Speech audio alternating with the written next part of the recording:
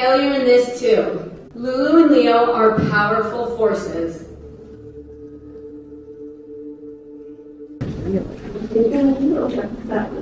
The apartment was silent. Too silent. Marina Crim's keys jingled as she pushed open the door to her Upper West Side home. The lights were off, the air heavy with the faint smell of bleach, and something else she couldn't place. Her youngest daughter clutched her hand, calling softly for her brother and sister. No answer. She moved down the hallway, noticing a trail of wet footprints leading toward the bathroom. Inside, the light flickered once, twice, then steadied on a scene that would change her life forever. The bathtub was full, but the water wasn't clear. Floating inside were her two children, 6-year-old Lulu and 2-year-old Leo, their favorite bath toys still drifting beside them. Standing nearby, knife in hand, was the woman Marina had trusted more than anyone outside her family, their nanny, Yoselyn Ortega. For a second, the world froze. The hum of the refrigerator faded, the city noise vanished. All she could hear was her heartbeat, loud, uneven, disbelieving. Neighbors would later say the scream that followed was unlike anything they'd ever heard. That night, New York City learned that the line between trust and terror can be thinner than a heartbeat. What could make the person paid to protect become the reason they'd never come home? We trust them because we have to. The faces we welcome into our homes, the ones who soothe our crying children, who send us photo updates in the afternoon, they become extensions of our family. But what happens when that trust curdles into something else? Every parent's worst nightmare isn't the monster in the dark. It's the smile at breakfast, the person holding your child's hand while you rush to work, unaware of the danger standing right behind you. The truth is, evil doesn't always knock on the door wearing a mask. Sometimes it wears a warm smile and carries a diaper bag. That's why in this episode, we're peeling back the curtain on the most disturbing cases ever recorded. Real babysitters who were trusted to protect, yet chose to destroy.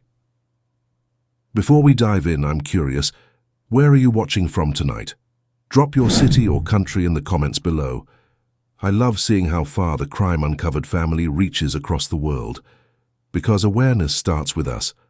Every share, every like, every conversation that keeps these stories alive. These are the stories of those who were trusted to care, and the children who never got to grow up. And it all began with a woman everyone thought was family. Her name was Yoselyn Ortega, a quiet woman from the Dominican Republic who had spent years building a life in New York City. To her employers, the Crim family, she was more than help. She was family. Marina Crim trusted her so completely that she gave Ortega keys to the apartment, passwords to the children's tablets, and the most sacred thing a parent can give, her peace of mind. For 2 years, everything seemed perfect. Lulu loved art classes. Little Leo adored his toy trains. Ortega smiled in every photo, but behind that calm exterior, something was cracking. Financial struggles, family tension, and a growing bitterness began to eat away at her. She told relatives she felt disrespected, that she worked too hard for too little. On October 25, 2012, those frustrations erupted into something unimaginable. While Marina took her youngest, Nessie, to a swim lesson, Ortega led Lulu and Leo into the bathroom. What happened next turned an ordinary evening into one of the darkest crimes in New York history. When detectives arrived, they found the knife on the counter, the bathtub filled, and Ortega on the floor with self-inflicted wounds, alive but silent. At her trial, the question that haunted every parent in America echoed through the courtroom. How could someone you trust with your children's bedtime stories become their executioner? The jury needed only a few hours to decide. Life in prison, no parole. But while New York mourned, hundreds of miles away, another babysitter was about to prove that sometimes you don't need a knife to kill. The crime scene was cleaned within days, but the echo of that night still haunts the city. Marina Crim's scream became a sound people on West 75th Street said they could never forget. It wasn't anger, it was disbelief, the kind that rips through the soul of every parent who ever trusted a stranger to keep their child safe. In the weeks that followed, photos of the Crim children filled television screens, smiling faces, birthday cakes, the kind of snapshots every parent has on their phone. Except now those images carried a question no one wanted to ask aloud. Could it happen again? Outside the courthouse, parents stood holding each other, whispering that they'd never look at a babysitter the same way again. Inside, Yoselyn Ortega sat motionless, her eyes empty as prosecutors read the verdict, guilty on all counts. She didn't cry. She didn't speak. It was as if the part of her capable of feeling had died long before that night. When the sentence was announced, life without parole, Marina looked straight at her former nanny and said, "You don't deserve to breathe the same air." No one in the courtroom disagreed. But what shook investigators most wasn't the brutality of the act. It was the simplicity of the motive, resentment. A quiet, festering hate hiding behind a gentle smile. And yet, she wasn't the first babysitter to turn a home into a crime scene. The morning of March 8, 2018 started like any other in Hanover Township, Ohio. 36-year-old Lindsay Parton greeted 3-year-old Hannah Wesher at her front door with a smile. The two had spent weeks together while Hannah's father worked long shifts. By all accounts, Parton was dependable, the kind of sitter every parent hopes to find. A neighbor, a friend, a safe pair of hands. But within hours, that illusion shattered.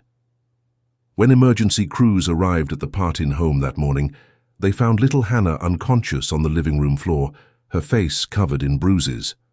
Parton told officers the child had fallen on the concrete garage floor, a story that crumbled as doctors revealed the truth. Hannah's injuries weren't from a fall, they were the kind seen in violent head trauma, forceful blows, not accidents.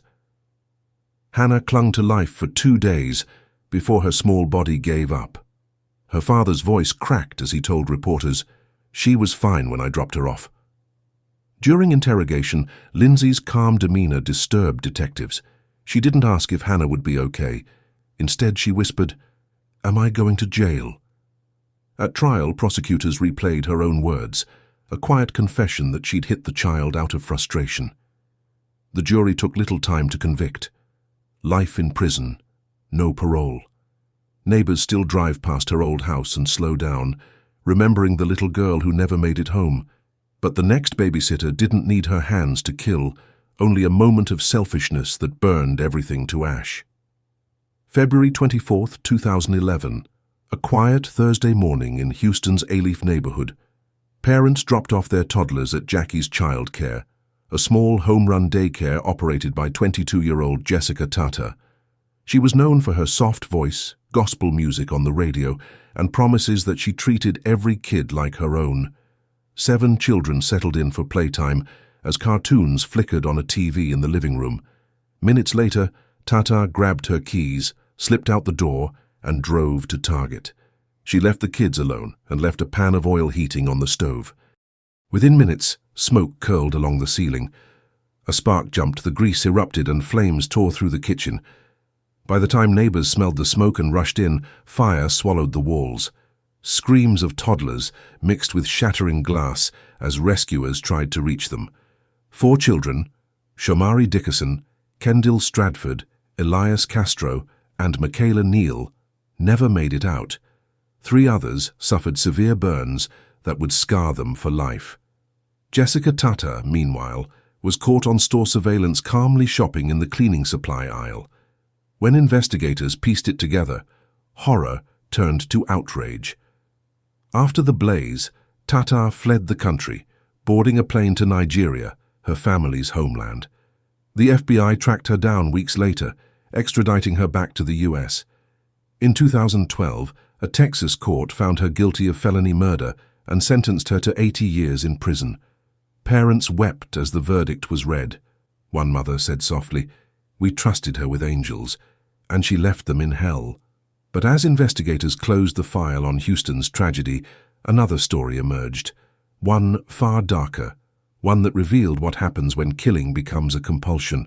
3 different women, 3 different lives. But when detectives laid the files side by side, the pattern was unmistakable. Each of them had once been trusted. Each had access to children whose parents believed they were safe. and each hid something that should have been seen long before the first scream. The signs were always there: a sudden mood swing, money problems, anger that simmered just under the surface. Yet in every case, people excused it. She's just tired. She loves those kids. She would never hurt anyone. But evil rarely announces itself. It blends in. It waits. It wears kindness like camouflage until the mask slips. Detectives started to realize that the real horror wasn't only in what these babysitters did, it was in how easily society trusted them. A simple resume, a few kind words, a friendly smile, and the gate to the home opened wide. In every interview, one phrase echoed like a warning no one heard in time. She seemed so normal. From New York to Texas, police departments began cross-checking unsolved child deaths, looking for patterns: small-town sitters, unlicensed daycare homes, stories that never made headlines. The results were chilling, because behind every isolated tragedy, there might be another Christine Falling, a babysitter who didn't stop at one. And in Florida, investigators were about to uncover exactly that: a young woman whose job was to care for children until she started killing them one by one. Before she turned 20, Christine Falling had already earned a reputation in her small Florida town as the girl who babysits. She was quiet, simple-minded, and always looking for extra cash. Families with toddlers saw her as a blessing, someone eager to help.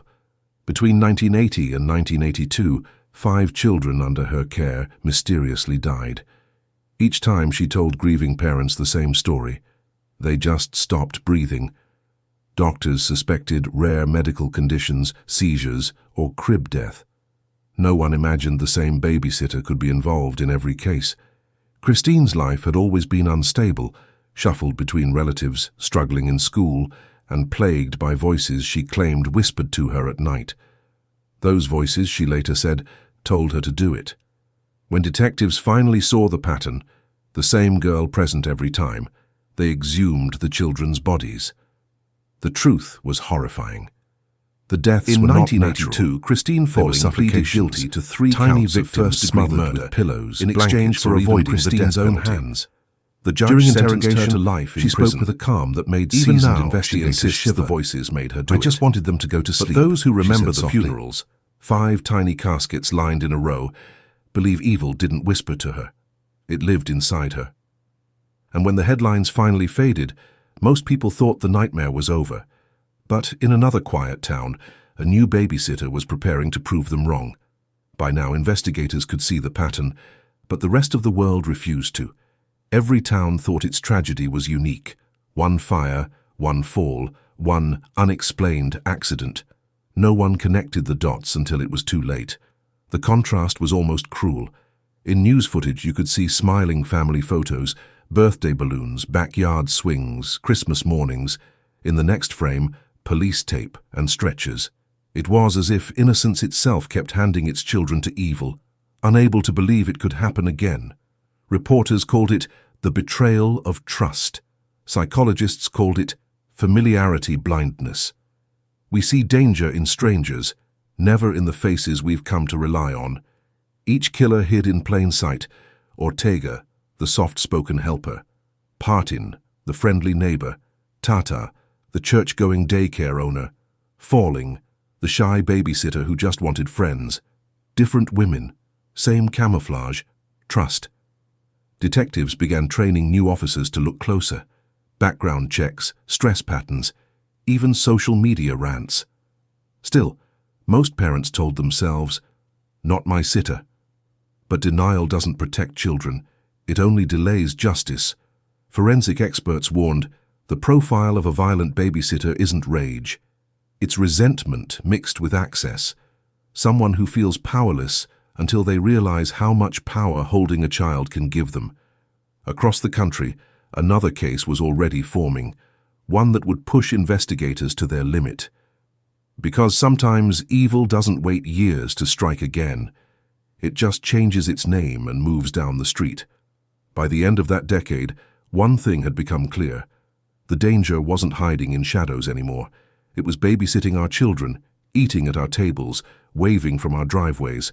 Every new arrest chipped away at the illusion of safety.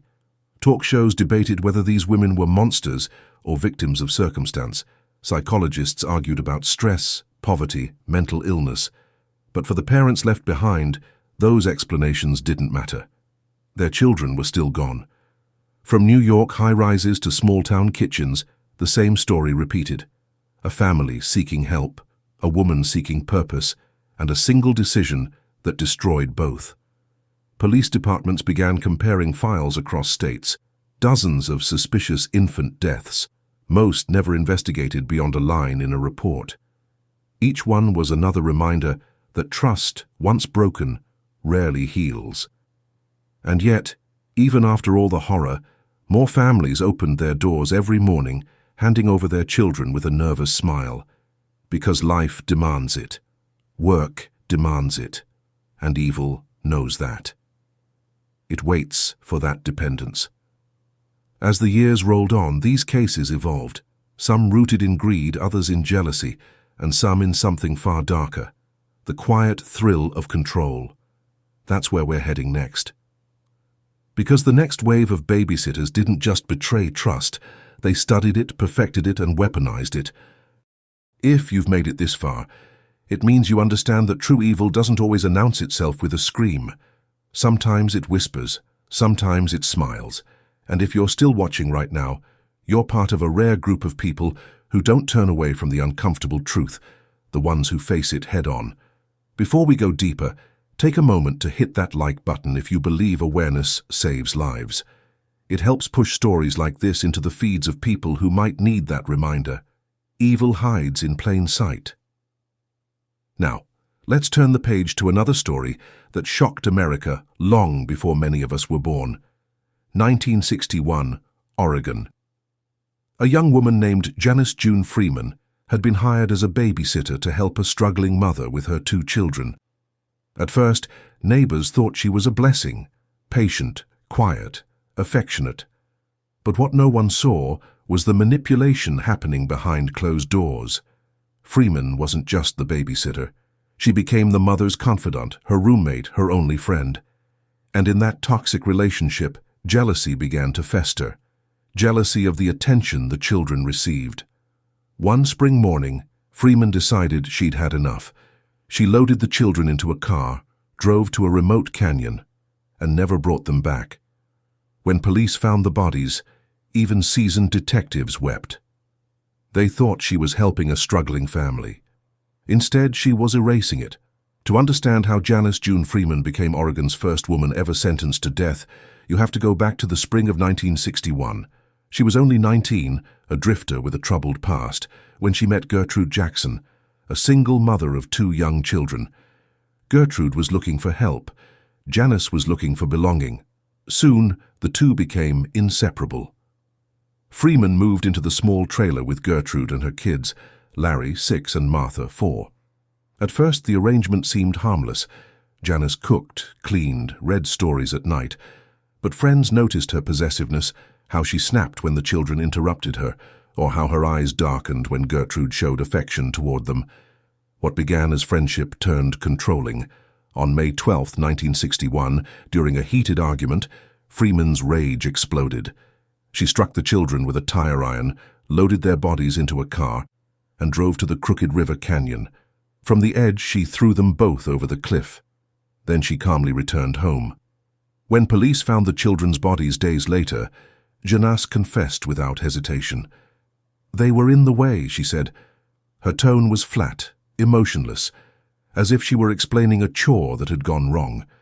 In court, the jury needed only 3 hours to convict. The judge's voice shook as he read the sentence. Death by gas chamber, later commuted to life in prison. Gertrude Jackson sat through the trial, silent, a shell of herself. The woman who had hired help to save her sanity had lost everything.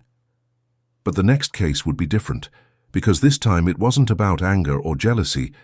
It was about a lie that fooled everyone, even the police. January 14, 2009. A normal morning at the Miney Subi Daycare Center in Lincolnshire, Illinois. Toddlers played with blocks, music hummed softly, and 16-month-old Benjamin Kingan toddled across the floor, smiling. By 3 p.m., he was gone. 24-year-old Melissa Kalusinski, the assistant teacher watching him, told paramedics Benjamin had fallen backward in his chair. Yet the bruise on the back of his skull told a different story. Doctors found catastrophic brain injuries, the kind caused by a violent impact, not a slip. Detectives questioned Melissa for 9 hours. The footage later became infamous. A young woman, exhausted, confused, and finally saying the words investigators wanted to hear, "I threw him down." With that single line, her fate was sealed. In 2011, a jury convicted her of first-degree murder, sentencing her to 31 years in prison. But soon after, cracks began to form. A pathologist recanted, saying the child's injuries may have been caused by an earlier fall days before. Another expert said X-rays showed an untreated pre-existing condition. Supporters argued Melissa's confession had been coerced. Still, the Kingan family believes justice was served, that their little boy died in the hands of someone who lost her temper. To this day, the case splits the true crime community, monster or mistake.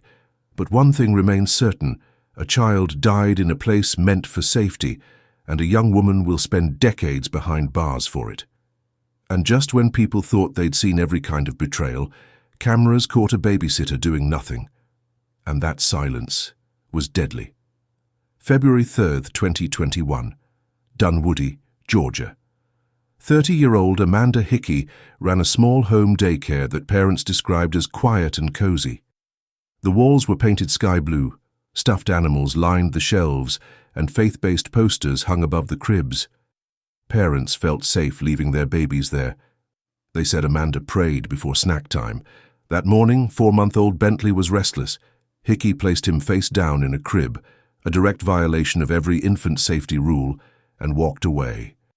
For more than 2 hours, she never checked on him. Instead, she scrolled through her phone, cleaned toys, and talked to another parent at the door. When she finally returned, the room was silent. Bentley wasn't breathing. The baby monitor footage later shown in court revealed everything.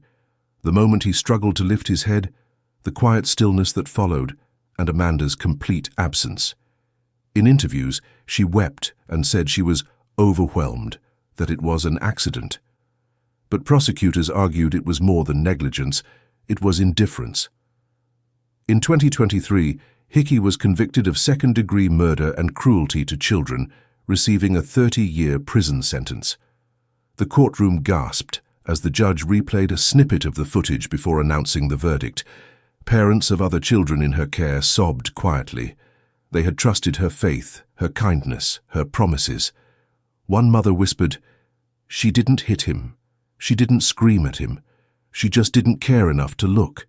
And sometimes that's all it takes for evil to win. Not rage, not cruelty, just silence. But as investigators dug deeper into old cases, they discovered a chilling truth. Some babysitters don't just neglect life, they take it away decades later. When investigators compared every file, New York, Ohio, Texas, Florida, Georgia, the details changed, but the emotion behind each crime felt eerily the same. Resentment, control, power. Psychologists describe it as the reversal of helplessness. Many of these women had lived hard, invisible lives, underpaid, overworked, unseen.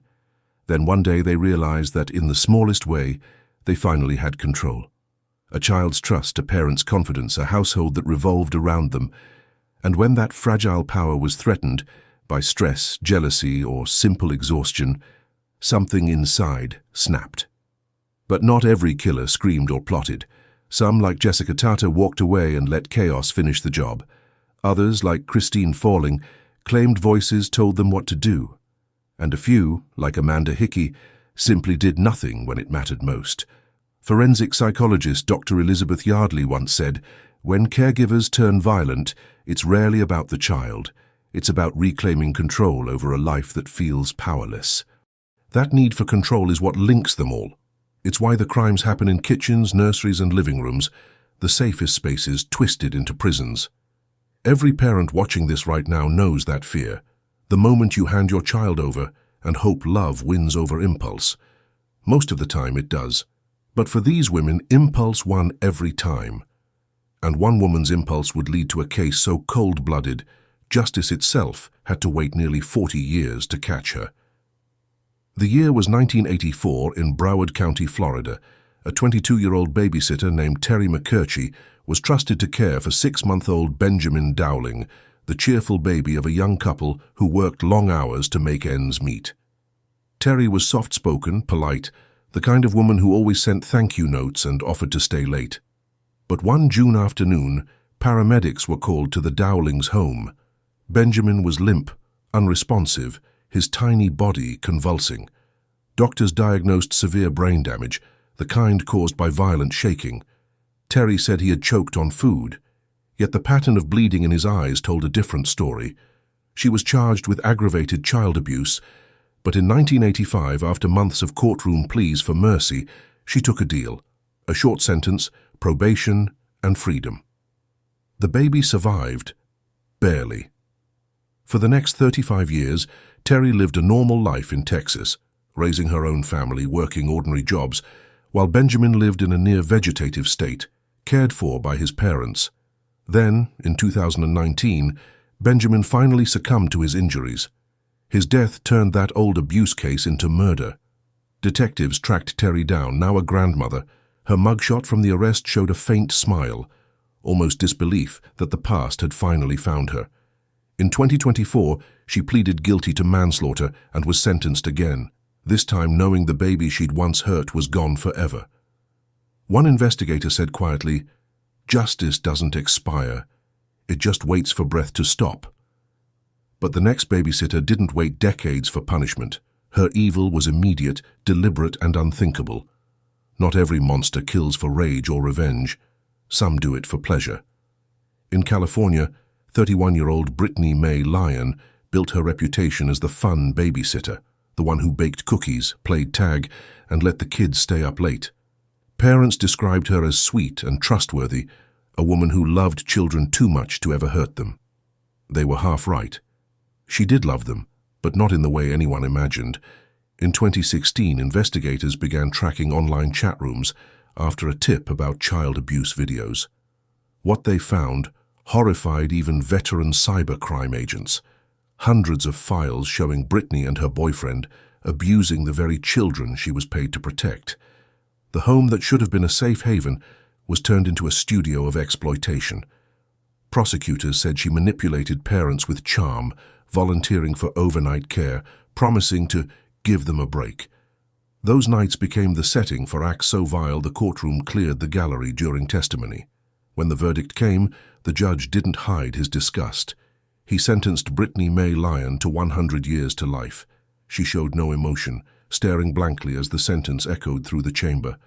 Outside, one parent clutched a photo of her child and whispered, "I trusted her more than myself." The case forced lawmakers to strengthen background check laws for private babysitters and online caregiver ads, a small victory carved from unimaginable pain. Because this wasn't a crime of impulse, it was a crime of desire. But the horror didn't stop with her conviction. Another case was still unfolding, one that proved evil doesn't always die in the past. Sometimes it lives right next door. If you're still watching right now, take a breath. You've just heard stories that most people can't even finish reading about. And yet, you stayed. That says something powerful about you. You care enough to face the darkness so others can learn from it. Before we continue, do me a favor, hit that subscribe button and turn on notifications if you haven't already. Because next week on Crime Uncovered, we're uncovering a case that made investigators question everything they thought they knew about evil. You don't want to miss it. Now, let's take a second to reflect.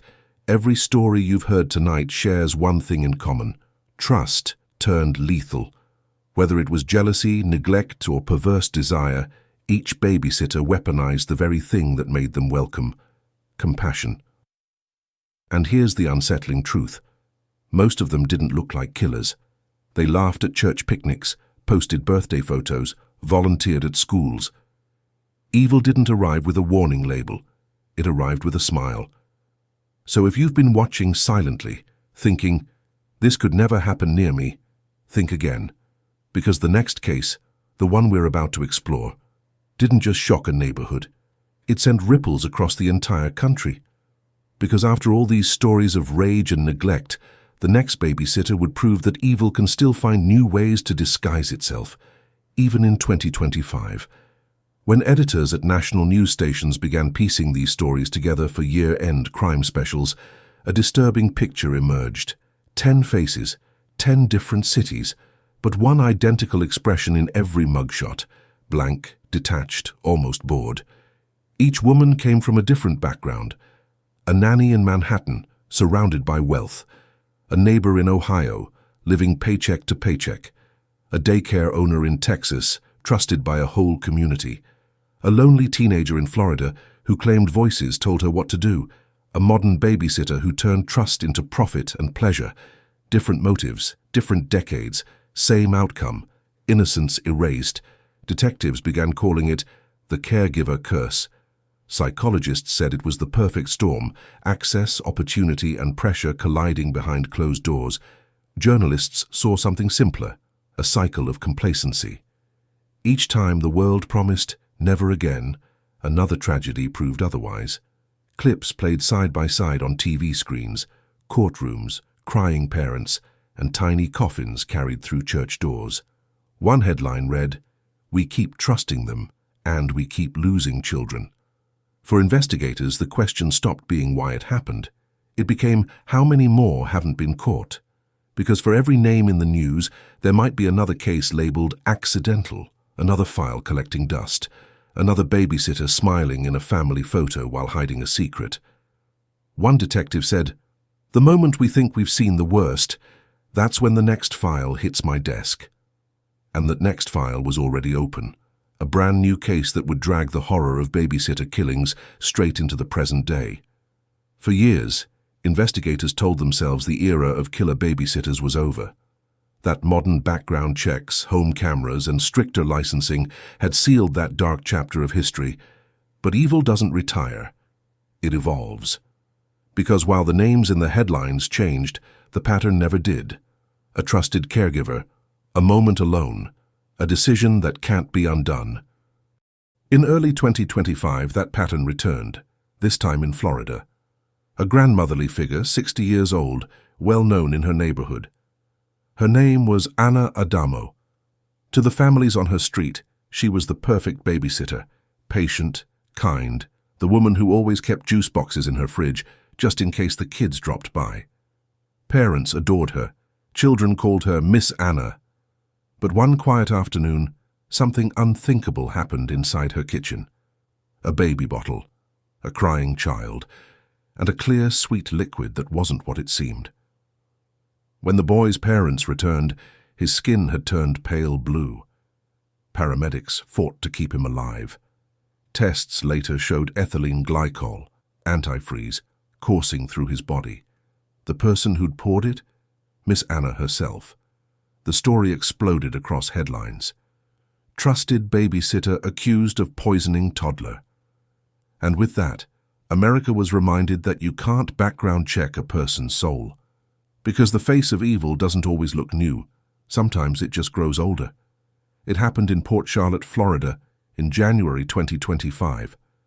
59-year-old Anna Adamo had spent most of her life babysitting for families in her quiet suburban neighborhood. Everyone trusted her. She'd raised 2 children of her own, volunteered at church, and was known for dropping off casseroles when neighbors were sick. So when a young couple asked her to watch their 11-month-old son for a few hours, no one thought twice.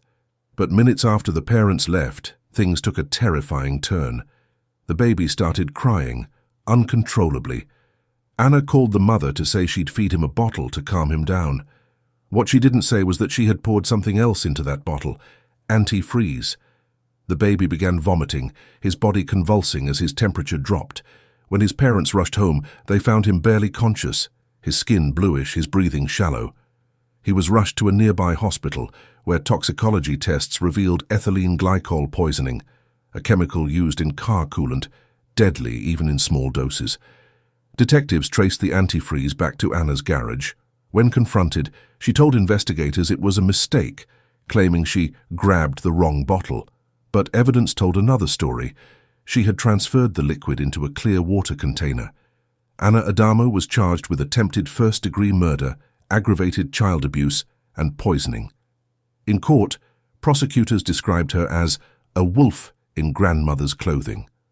The baby survived, but the case left Florida parents shaken.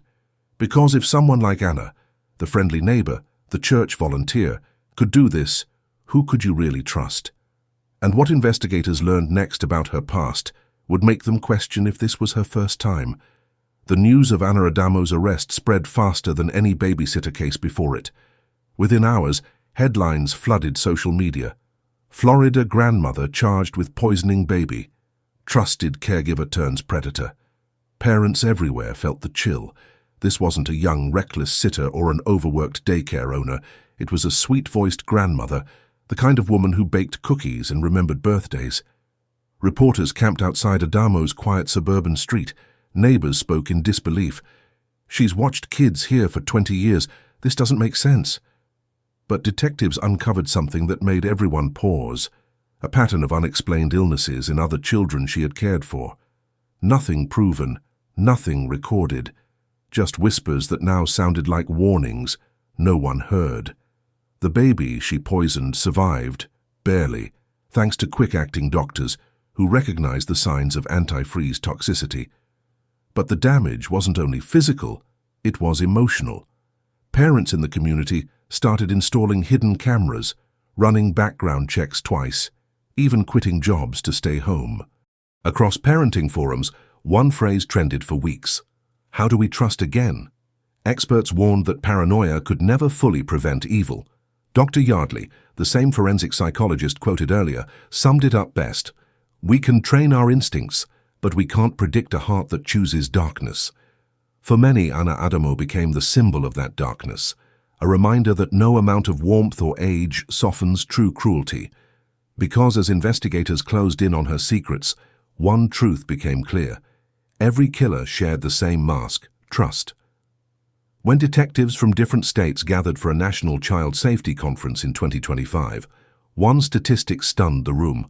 More than 1/3 of abuse cases involving non-family caregivers showed warning signs that had been ignored. They called it the familiarity blind spot. The more we know someone, the less we believe they're capable of harm. Veteran homicide investigator Detective Marcy Holden described it this way. Every parent I've interviewed said the same thing. I never imagined her. That's the problem. We imagine monsters, not neighbors. Analysts laid out a chilling checklist shared by nearly all 10 babysitter cases. 1. Emotional instability, money stress, depression, or resentment. 2. Unsupervised access, hours alone with children. 3. A pattern of small lies, late arrivals, missing supplies, excuses that never made sense. 4. Sudden isolation, pushing parents to trust them completely. Psychologists explained that these crimes aren't always about hatred. Sometimes they're about power, control, and opportunity, the toxic mix that turns care into captivity. Forensic behaviorist Dr. Elaine Porter told reporters, "The real danger isn't in the act itself, it's in the moment of permission that comes before it. Every parent gives that permission when they leave the room.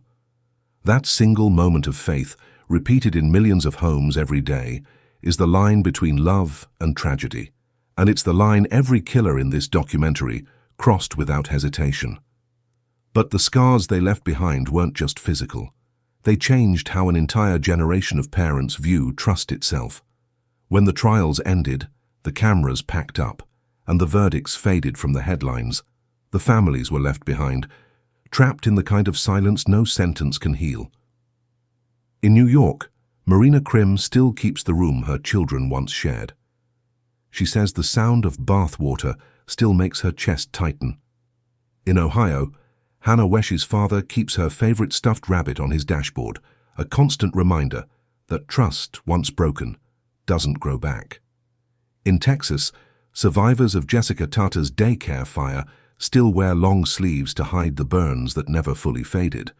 And in Florida, the parents of Benjamin Dowling lived for decades with the sound of hospital machines, a lullaby that outlasted his childhood. For these families, justice didn't bring closure. It just gave their pain a name. Many started foundations and campaigns, scholarships in their children's names, safety awareness programs, community vigils. Yet, even at those events, you can hear the question hanging unspoken in the air. How could someone who rocked them to sleep also take their last breath away?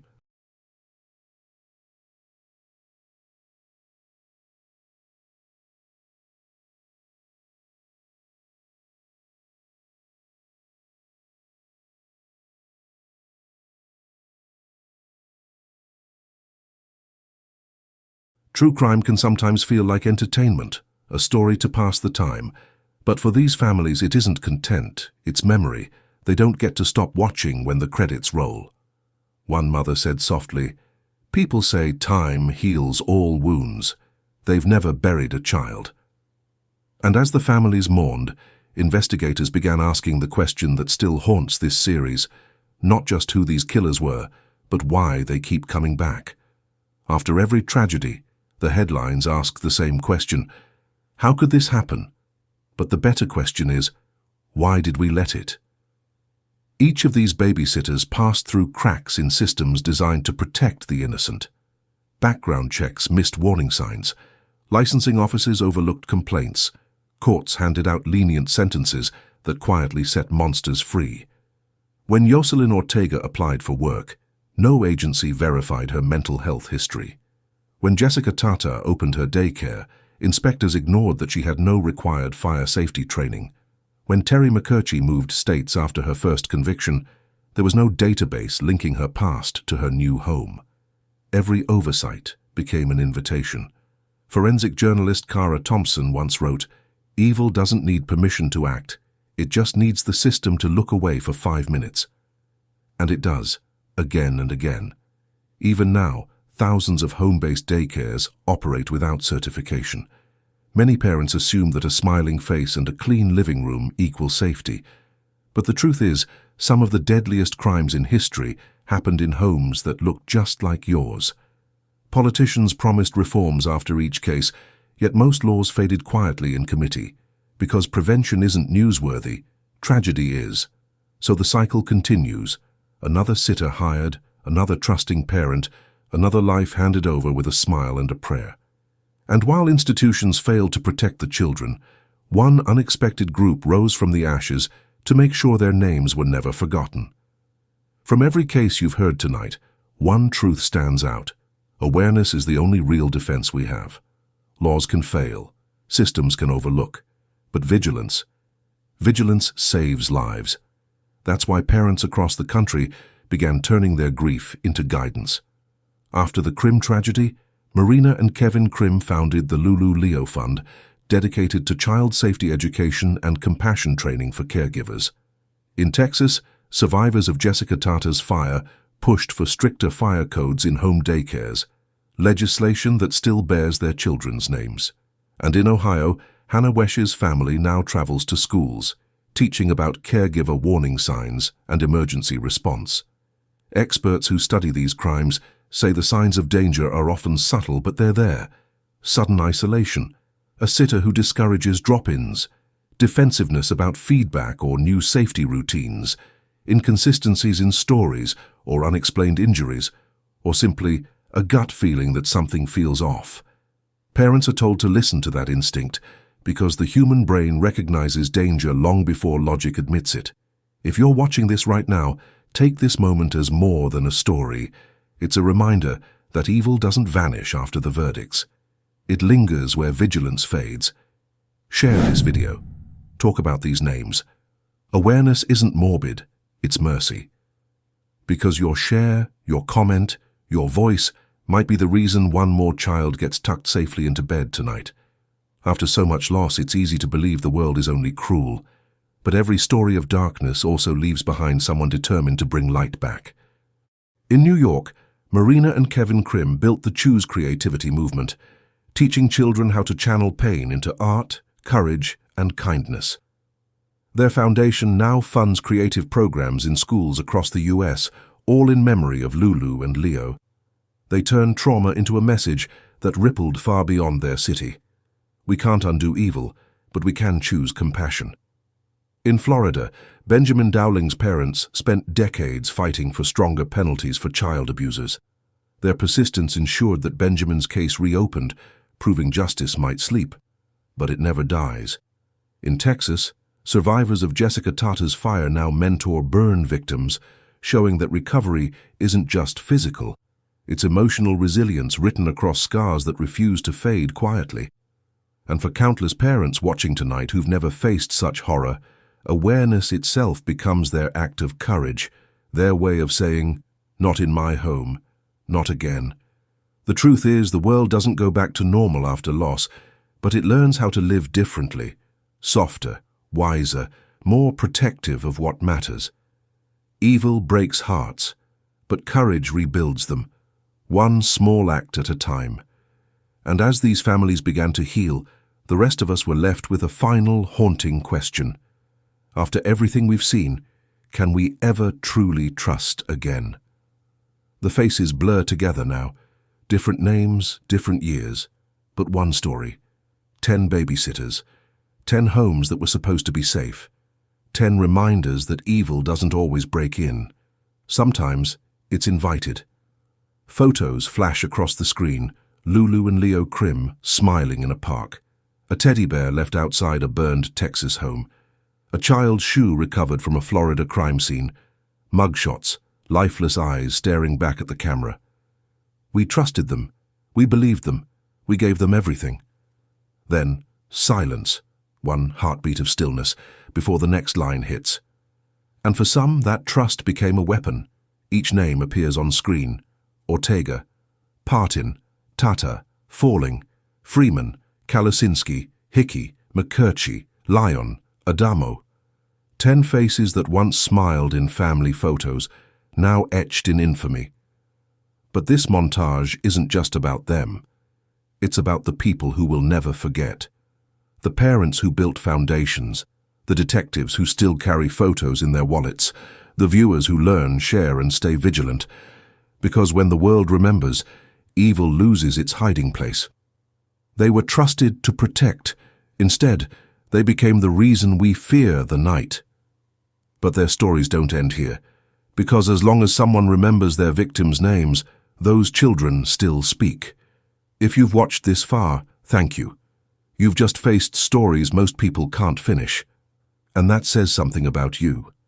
Now I want to hear from you. Where are you watching from tonight? Drop your city or country in the comments below.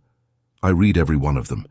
It's incredible to see how far the Crime Uncovered community reaches across the world. Every comment keeps their victims' names alive.